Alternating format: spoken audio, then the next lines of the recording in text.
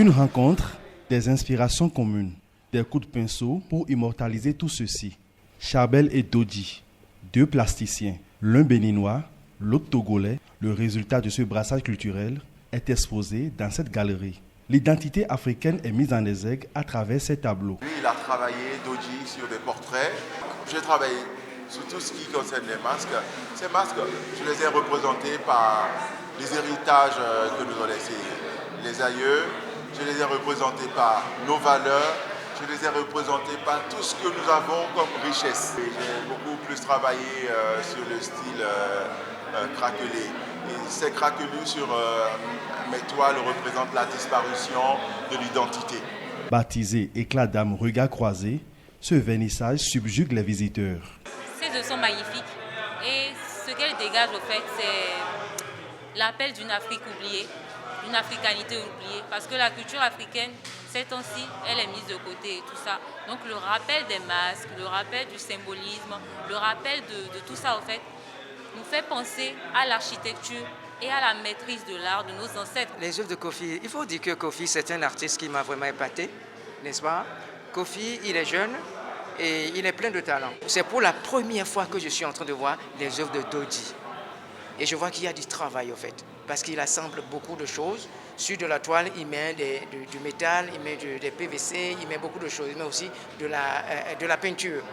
Et Dodji a une technique que j'aime beaucoup. Une technique qui prend assez de temps. Chaque tableau ici exposé est le reflet d'une émotion. Les artistes font questionner les esprits.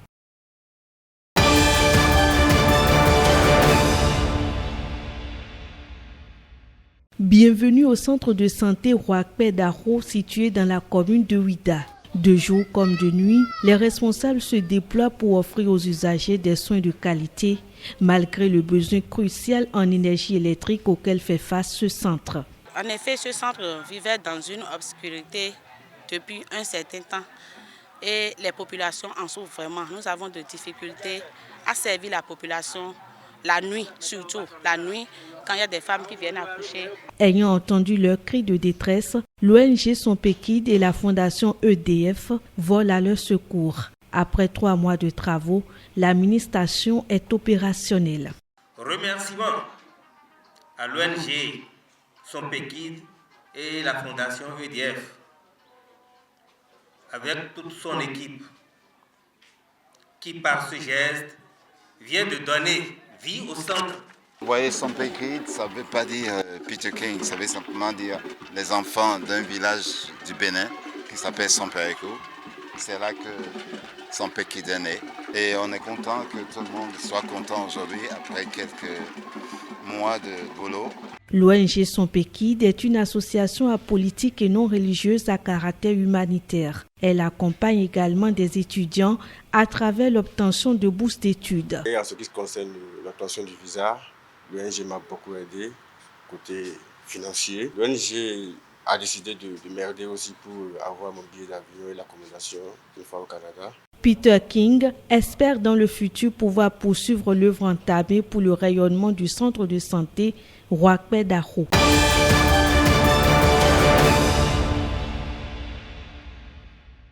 C'est justement d'être au cœur déjà un partenaire technologique. Au cours d'une matinée placée sous le sceau de l'innovation, l'opérateur de téléphonie mobile MTN Bénin a lancé ce forum à l'intention d'un système financier décentralisé. La transformation numérique. Il est question ici de trouver des solutions adaptées aux besoins des populations en termes d'accès aux services financiers et surtout d'accroître le niveau d'inclusion financière à l'échelle du pays. Cette rencontre marque un moment crucial où l'innovation et la collaboration convergent pour façonner l'avenir des services financiers dans notre nation. Notre objectif en tant que MTN Business est de créer une collaboration stratégique avec les acteurs des SFD. Avec vous, nous pouvons non seulement relever les défis de ce secteur, mais aussi explorer des opportunités qui bénéficieront à l'ensemble de la communauté. L'inclusion financière avec Momo est donc l'ingénieuse idée mise en route par MTN Bénin pour fournir des services financiers aux personnes et aux communautés qui sont généralement exclues du système financier traditionnel. L'objectif affiché est clair. Il est de passer en revue les défis du secteur pour parvenir à des solutions idoines au profit des populations. Nous croyons justement à ce que nous appelons chez MTN les share value. Les share value, c'est-à-dire en fait une prospérité partagée pour un impact réel sur les populations. Donc mon message à l'endroit des populations béninoises, c'est qu'aujourd'hui, à travers ces ateliers-là, à travers ce partenariat que nous montons avec les SFD, nous essayons de travailler sur la convergence finalement d'outils technologiques au service d'impact réel sur nos sociétés. Donc c'est ça notre message aujourd'hui pour l'ensemble des utilisateurs, des entreprises et bien entendu des utilisateurs finaux. En plus de faciliter l'accès à la téléphonie mobile avec son offre GSM, MTN Bénin met la barre très haute avec une volonté affichée pour la co-création. L'initiative est bien accueillie par les professionnels du secteur de la microfinance. Alors je tiens très sincèrement à saluer notre partenaire MTN Business pour avoir retenu d'organiser avec la PSF de Bénin, Consortium à la FIA, ce forum. Organiser ce forum constitue pour nous une opportunité. Beaucoup de Béninois n'ont pas encore accès aux services financiers. Donc asseoir les services financiers sur du digital, c'est aider le secteur à réaliser sa mission. Qui dit inclusion financière dit digitalisation de nos process. Qui dit inclusion financière dit sécurisation de nos données. Et nous, c'est un grand défi pour nous et nous attendons impatiemment les résultats de cet atelier, les recommandations pour que, à main dans la main, le secteur de la microfinance puisse prendre son envol et véritablement se développer et que nos clients qui sont dans les recoins de Cotonou aujourd'hui ou du Bénin plutôt puissent avoir véritablement accès à leur système, au système financier. MTN Business, qui est en première ligne dans cette initiative, est l'entité de MTN qui s'occupe de la fourniture des solutions et de services de télécommunication destinés aux entreprises. Partenaire technologique de confiance, il est à l'avant-garde de la fourniture des solutions digitales pour la croissance des entreprises.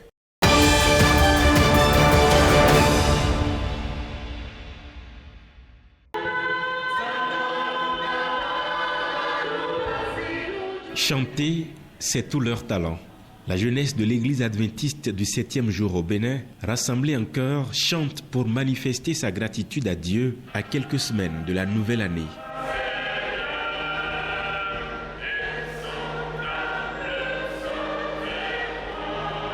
Le Festival des chorales est à sa première édition. Ici, celui qui est en l'honneur, c'est Dieu. La gloire ici doit retourner à Dieu. Et donc ces jeunes qui ont toutes ces voix, qui ont toutes ces qualités, ont décidé de reconnaître cela à leur créateur, à Dieu. Le Festival des chorales, nous avons bien dit que c'est la première édition. Et à cela, il faut dire qu'il y a eu beaucoup de frères et sœurs qui ont donné leur disponibilité à accompagner les jeunes de l'église adventiste du 7e jour au Bénin. La particularité de l'église, c'est que l'église adore Dieu le samedi, qui est le 7e jour, et selon la Bible, qui est le 7e jour de la semaine et qui est le jour d'adoration. Et donc, ce festival permet aux jeunes, permet à l'église d'être connue et aux jeunes davantage de faire parler de l'église, mais pas pour la gloire de l'église, pour la gloire de Jésus-Christ. Nous avons 6 chorales qui ont presté aujourd'hui. Nous avons la chorale d'Aïdjedo, nous avons la chorale Shekina, chorale Hosanna, chorale de Lokosa, chorale d'Agori et la chorale de Voix du Salut. Le Festival des chorales, version adventiste, ce sera désormais tous les ans.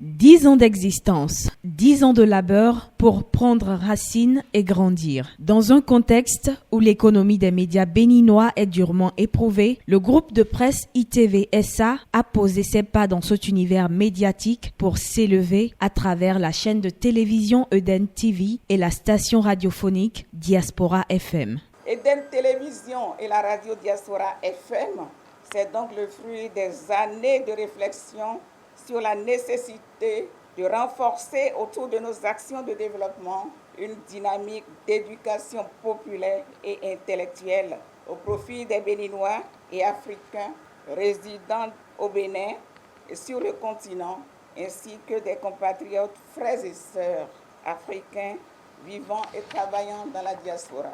Une noce d'étain pour marquer l'expérience précieuse vécue. Notre projet, c'est de travailler pour qu'il y ait un contenu plus adapté aux réalités socio-culturelles de notre pays. Donc, le projet du contenu.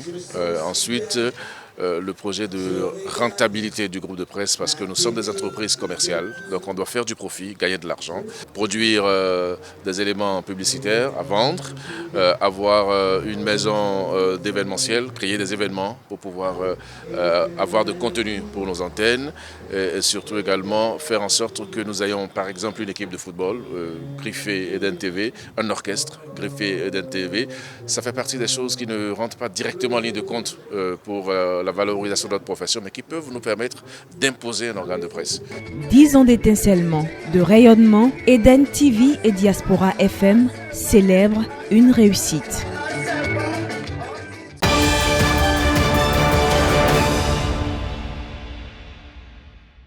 Ils sont célébrés ici par l'Association des auditeurs et téléspectateurs lors de cette messe d'action de grâce, Eden TV et Diaspora FM. Par cette messe, ils remercient Dieu pour leurs 10 années d'existence.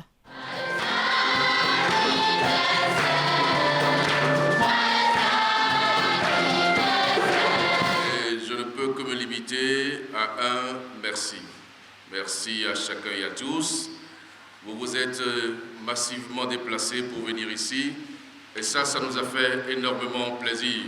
C'est un moment de joie pour moi. Nous célébrons 10 ans, je crois que c'est très important. Et aujourd'hui, vous avez vu, c'est sous cette fine pluie que tout se passe, c'est que nous avons la bénédiction de Dieu. Et pour marquer une fois encore cette célébration, le personnel a été distingué par Claudine Prudencio, présidente du groupe de presse. C'est un ensemble de sacrifices individuels et collectifs qui a forgé et imposé nos deux médias au sein de l'écosystème médiatique béninois. C'est le lieu pour nous de remercier une fois encore le promoteur Samuel Dossou Aworé et l'engagement soutenu de l'administratrice générale Claudine Afiavi Prudencio. Eden TV et Diaspora FM ont été créés en 2013 et évoluent sous le groupe de presse internationale ITV appartenant à Samuel Dossou Aworé.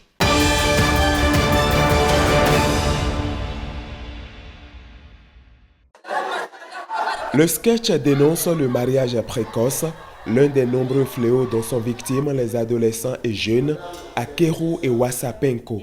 Bupdos ONG se mobilise contre ces fléaux et ce don de matériel et équipement pour accompagner ces jeunes en est une preuve. C'est afin d'adresser et de relever ces défis que Bupdos s'est fixé comme objectif à travers ce projet d'œuvrer pour que les enfants, adolescents et jeunes vivent dans un environnement favorable.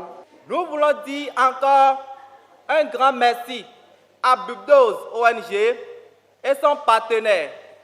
4 448 340 francs CFA, c'est le montant de cet appui composé de matériels médicaux pour 7 centres de santé et de matériel ludique pour 2 centres de promotion sociale des 2 communes. Eric's Development Partner est le bras financier de l'ONG. C'est le lieu pour nous d'appeler en fait les autorités, les animateurs de ces centres à pouvoir mettre effectivement ces équipements à la disposition de nos enfants.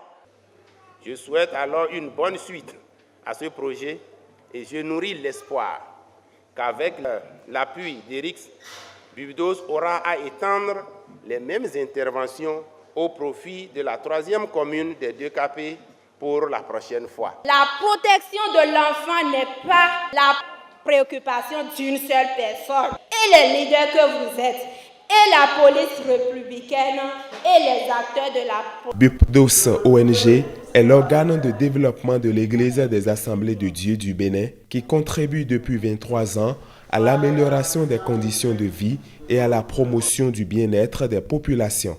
L'ONG intervient dans 18 communes à travers 3 antennes.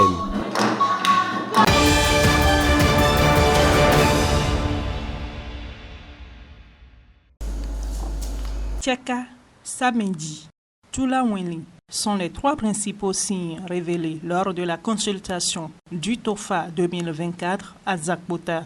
Des signes qui annoncent une année fructueuse et prospère pour chacun et pour tous. FA a dit qu'en ce moment nous souffrons. Nous ne mangeons pas tel que cela se doit. Mais bientôt, ça va s'améliorer. FA a dit qu'il y a Vodun Sakpata qui cherche le bonheur de tout le monde. Il y a Vodun Rebioso, il y a Vodun Dan, il y a Vodun Gou, il y a Vodun Roho. Donc l'année 2024 serait une année vraiment de balance. Qui sait bien faire va vivre en paix. Cette consultation divinatoire, la première du genre, émane de l'association Savoir et Secrets endogènes au service du développement humain et de la paix, de concert avec les géomanciens et spiritualistes du Bénin. L'association des géomanciens et spiritualistes du Bénin a aussi dans ses objectifs de tout faire pour aider les autorités à bien gérer et aider la population à vivre en paix.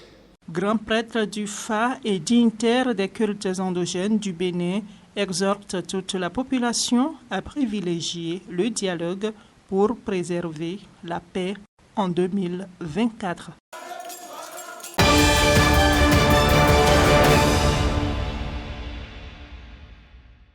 Erasferi Dimi Agossou et le bureau qu'il préside, réélu par acclamation à la tête du syndicat des travailleurs de la BOA, le Centra BOA, expression de la satisfaction de tout le personnel de la banque. Les membres du bureau directeur du Centra BOA, qui bénéficient aujourd'hui de la confiance renouvelée de leur père, ont contribué de façon significative à l'amélioration des conditions de vie et de travail des agents de la BOA. Les différents rapports présentés en sont bien révélateurs. Je voudrais placer ce nouveau mandat sous le signe de la consolidation de nos acquis. Nous avons opté au niveau de la BOA Bénin de faire un syndicalisme responsable. Donc nous privilégions le dialogue et nous avons pour objectif d'œuvrer d'abord pour la rentabilité de notre entreprise. De cette rentabilité découlera également la prospérité du personnel. Donc je réaffirme mon engagement à œuvrer aux côtés de la direction générale pour un mieux-être du personnel. La direction générale de la BOA Bénin réitère à l'occasion sa disponibilité à être toujours à l'écoute des besoins du personnel.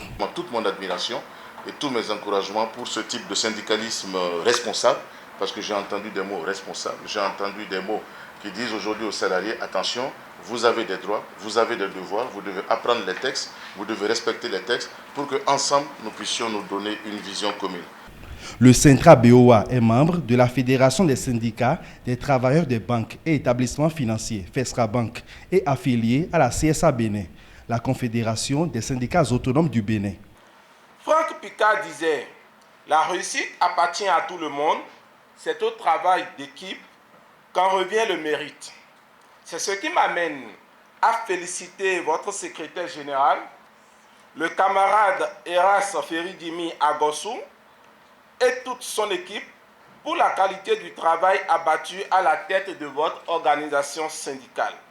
Pour quelqu'un qui est de l'extérieur, on pourrait se demander, quand vous voyez dans des costumes dans vos bureaux, est-ce que les travailleurs de la BOA avaient besoin de syndicats? Mais voilà que c'est le Centra BOA qui est parmi les syndicats les plus dynamiques de la CSA Bénin et je vous prie de vous aider. Un boulevard de 3 nouvelles années s'ouvre pour Erasferi Dimi Agossou et les membres de l'équipe dirigeante du Centra BOA. Ils promettent ici de maintenir le cap.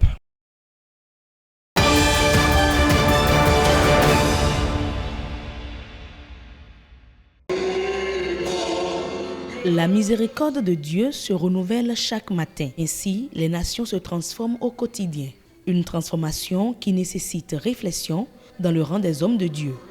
La monnaie brique des Russes Et les Chinois, ils se préparent pour sortir cette monnaie pour casser le dollar. Et qu'est-ce que l'Amérique fait? Il a décidé d'inventer une monnaie électronique. Et ce sont des bouleversements que nous allons vivre très bientôt. L'Église va maintenant transformer les 7 sphères qui ont influencé notre monde jusqu'à nos jours. La religion, la famille, le gouvernement, l'éducation, l'économie, les médias et les arts, ces 7 sphères seront désormais touchées par les chrétiens du Foursquare en mission pour la transformation des nations. Le terme, c'est le sacerdoce en mission dans un monde en pleine mutation. L'Éternel veut désormais que l'Église puisse accepter son défi et travailler dans la transformation des disciples. Que l'Église ne reste plus dans les 4 murs. Au cours de cette 8e édition de la conférence régionale pour la transformation des nations, l'Église Foursquare s'est aussi transformée. Le couple pastoral a annoncé son retrait de la prédication pour se consacrer à la prière. Nous sommes en train de faire 40 ans de ministère. Nous avons vraiment fait un bon moment et que nous voulons passer le bâton à la jeunesse. De la poussière, Dieu a créé Adam. Et d'Adam, il a créé Ève. Un Dieu de transformation qui améliore les choses au quotidien. Les nations également se mutent, se transforment au jour le jour.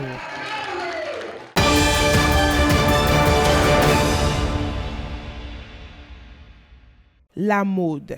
Elle est importante et essentielle pour l'économie, pour la société et pour chacun de nous. Ce que nous portons raconte avant toute autre chose qui nous sommes ou qui nous aimerons être. C'est ce que véhicule Taka, une nouvelle marque de vêtements mise sur le marché béninois. Elle symbolise la liberté de penser, la créativité sans borne et la passion pour l'originalité. C'est 2 activités en une. La première, c'est la sortie de la marque Taka, qui est une nouvelle marque de vêtements au Bénin et que nous mettons sur le marché de façon officielle à partir de ce jour. Et la sortie d'un catalogue africain, Made in Bénin, conçu par des stylistes béninois et qui va servir la population. C'est destiné à toute catégorie de personnes, adultes comme enfants. C'est une composition typiquement béninois. Nous sommes 3 actuellement et nous avons composé maintenant, nous sommes restés ensemble pour faire sortir maintenant une mode. Une marque de vêtements reflétant l'inspiration et l'audace de plusieurs créateurs béninois. C'est pas coutume, c'est pas légion de voir des stylistes béninois s'unir pour faire sortir des catalogues. Par contre, quand vous voyagez, vous allez sur d'autres contrées, et notamment le Nigeria, la Côte d'Ivoire, le Sénégal, et vous voyez qu'il y a des sorties de façon régulière, sinon répétée, de ce genre de choses-là. Donc pourquoi pas, on a l'impression que les stylistes béninois ne créent pas, on a l'impression, je dis. Donc alors que nous créons tous les jours, au quotidien nous créons tous les jours, donc il faut valoriser cet aspect de la chose, il faut proposer notre culture en mettant en exergue les tenues traditionnelles, par exemple le tako, par exemple les danchiki, les agbada. Ce sont des tenues que nous pouvons promouvoir et des pays de la sous-région peuvent voir et copier et valoriser la culture béninoise. De marque Taka, c'est le lancement aujourd'hui, bientôt nous allons les mettre dans des boutiques. Et également, les catalogues seront disponibles dans des librairies de la place. On peut même avoir le doctorat et aller faire la mode. Nous avons ces cas avec lesquels nous avons l'habitude de travailler. Vous convenez avec moi qu'au jour d'aujourd'hui, si vous n'avez pas un niveau, apprendre un métier vous sera très difficile. Raison pour laquelle, autant que nous sommes, parents que nous sommes, nous devons faire l'effort d'aider nos enfants à pratiquer tout ce qui est technique. L'État ne peut pas employer tous les Béninois. Je pense que nous devions faire l'effort d'orienter nos enfants vers l'entrepreneuriat. Notre frère Ricos Ier Je pense que si le gouvernement est derrière lui, c'est parce que nous voulons encourager la promotion de l'entrepreneuriat. Taka, c'est donc une nouvelle ère de l'élégance et de l'expression individuelle.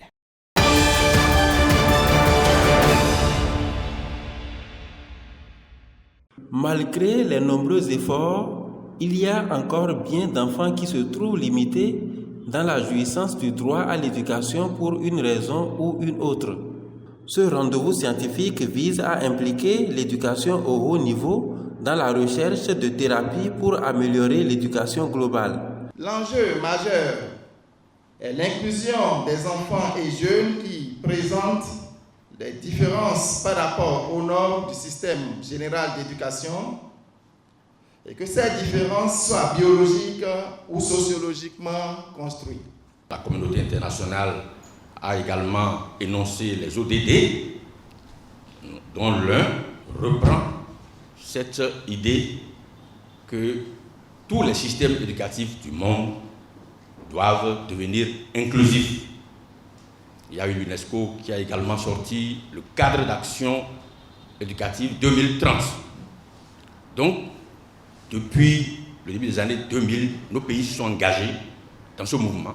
Le présent colloque, qui réunit la crème des sachants du monde scientifique, vise à faire un état des lieux du chemin parcouru dans l'implémentation de cette politique.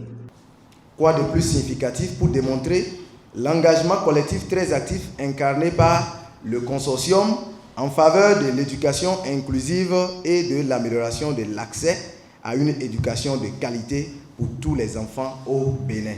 Cette initiative, l'une des phases qui ouvre le bal d'une panoplie d'actions prévues par le partenariat local pour l'éducation World Endad, ambitionne de renforcer et de rehausser la qualité du système éducatif béninois par la porte de l'inclusion.